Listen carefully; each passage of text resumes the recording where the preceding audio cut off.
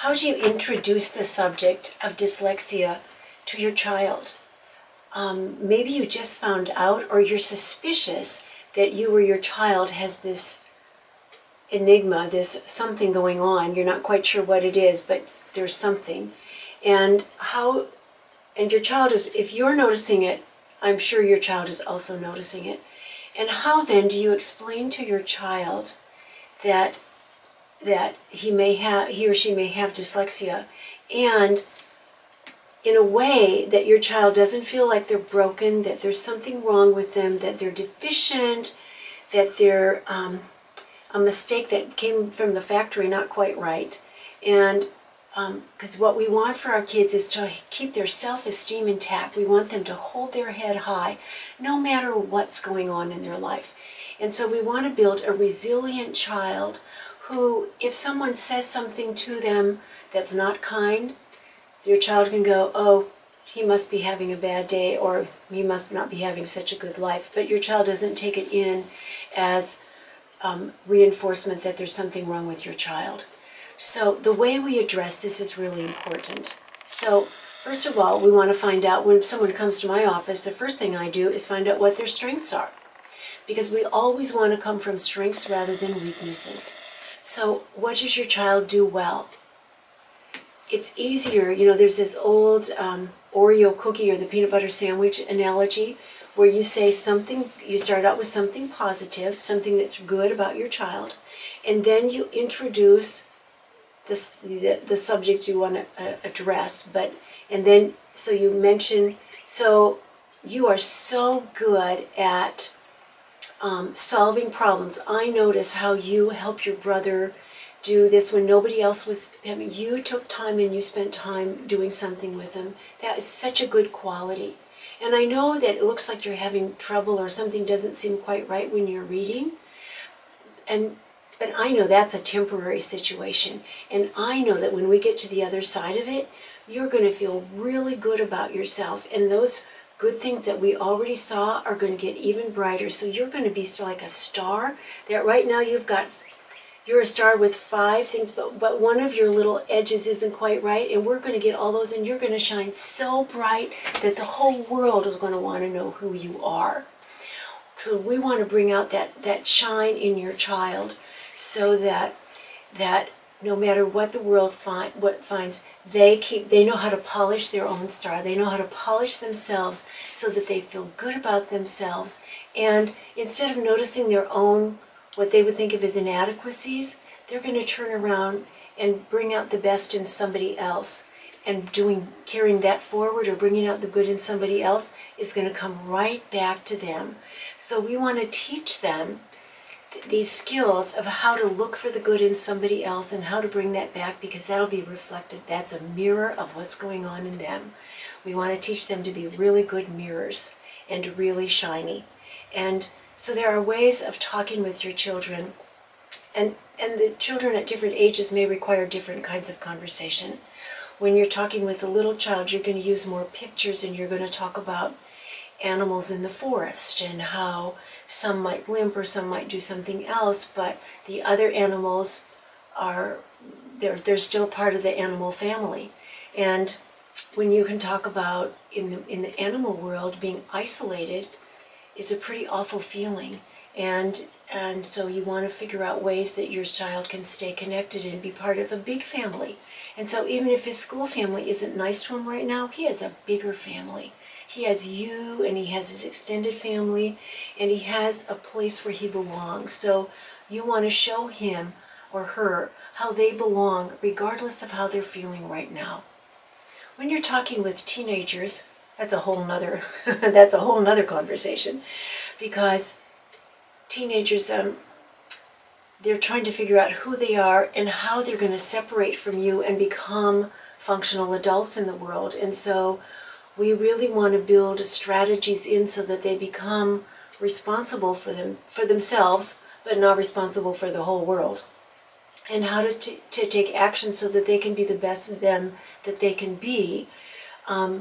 And that they have a place to shine. And teenage years are when altruism comes in. That's when candy stripers come in and you do something outside of yourself so that there is more to the world that some teenagers forget than themselves. So bridging their awareness of themselves to a larger world is also really helpful. And so again, so they see where they belong and where they can interact and where they can be of service and so on is really important. When you're talking with adults, it's a whole nother world.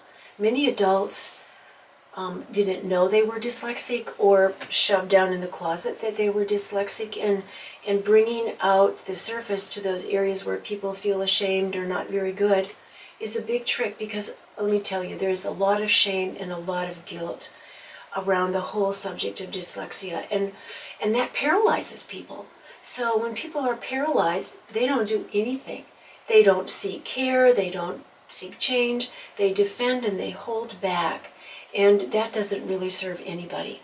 So making dyslexia a neurological issue rather than somebody being defective is making it neurological puts it in a totally neutral zone. This is neurology, and the good thing about neurology is it can change. We were told for hundreds of years that dyslexia was permanent, and now we know that that's just not true. So knowing that even though this is the way something is now, it can change. And change takes work. Change just doesn't happen because you wish it to be. It takes discipline and it takes practice and so on. But successful dyslexics are very, very good at perseverance and very good at delegating. They know how to handle failure. So we want to learn how to deal with the issues and come out a winner. No matter what's going on in your life or your child's life, there's a way to position you or your child that you can see yourself as a winner regardless.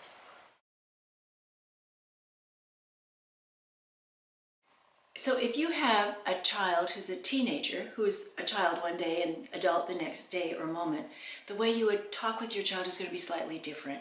So you might say something like, you know, you have a really smart brain, and some of the parts, you have smart parts and you have other parts in your brain, but they can all become highly functional parts. So you're really smart in some of the ways that you're smart don't show up on school tests, but that doesn't mean you're not smart. You have lots of other qualities that would almost put you in gifted categories. So as your parent, my job is to make sure you have as many resources and as many tools as you need to be a successful adult. So it's my job to introduce you to those tools. And I've just come across a tool that's so different from anything we've looked at before.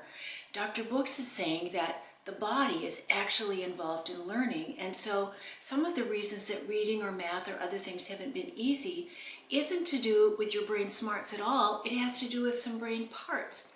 So she wants to look at your whole body, because your whole body actually affects the way you learn and figures out in part of your learning style.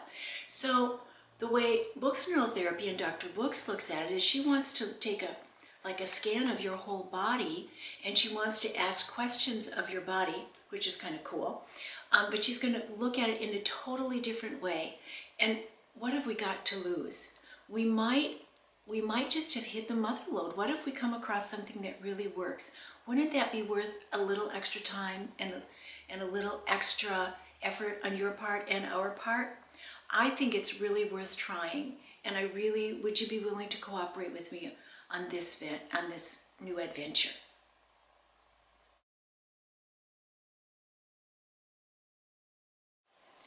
Why can't I learn like other people, Mom or Dad? What is there something wrong with me? I hear this question all the time, and I'm sure it haunts you in your sleep practically, because you probably also wonder why it is that your child is having difficulty when, if you have other children, they may not have the same problem at all. They may have different issues, but probably not exactly the same. And I'm here to say that dyslexia has many faces and many colors, and getting the correct assessment is part of the big problem that as a parent you probably face. So when your child says, why can't I learn like other people? You might say, people are a little bit like snowflakes. There are no two who are exactly alike, and that's a good thing, because if two people were exactly alike, one would be redundant or extra. So I want you to recognize the places that you're different from other people and not judge them as good or bad. They're just different. So people with dyslexia and other neurological issues often have gifts in other areas. They're just not recognized in the school system. So we can always play on the strengths. And there, believe me, there's always a strength, even if the world looks really black to your child. And as a parent at midnight, when you've been going through temper tantrums during the day, you probably wonder if you'll ever get through this, is we concentrate on the good, we bring out that, we let that lead the weaker areas. And the important thing is the child's self-esteem has to stay intact. Because if they feel like they could run mountains or conquer things, they'll put in an extraordinary amount of effort. You probably already see that in your child, that they put in an extraordinary amount of effort, and that effort's going to pay off. So, but if their self-esteem goes down the tubes and they think that it's not worth trying, that's when you've got a problem. So we've got to keep that self-esteem going, and the way that you do that is positive reinforcement over good things. And you also say, I'm there with you. I'm not leaving. I'm going to support you every way I can. I can't do your homework for you, but I can be there with you, and I can help to try to, fill you in with resources. That's my job as a parent, is to find resources, and your job is to plug them in. So we need to be a team. People in a family are a team, and let's work like that together, because as a team we can do more than either of us could by ourselves. Are you game? So what are the root causes of dyslexia? Ironically, the definition of dyslexia does not include where the problem comes from and why it might be there. And without knowing why or how it got there, how could we possibly solve the dilemma? So the solution, I believe, is in looking at the body. We want to go down to the root causes of dyslexia, because if we find those, we can change them. And as long as you're alive, change is possible. But we have to look for the right causes. So they may actually be, it could have been in a birth trauma.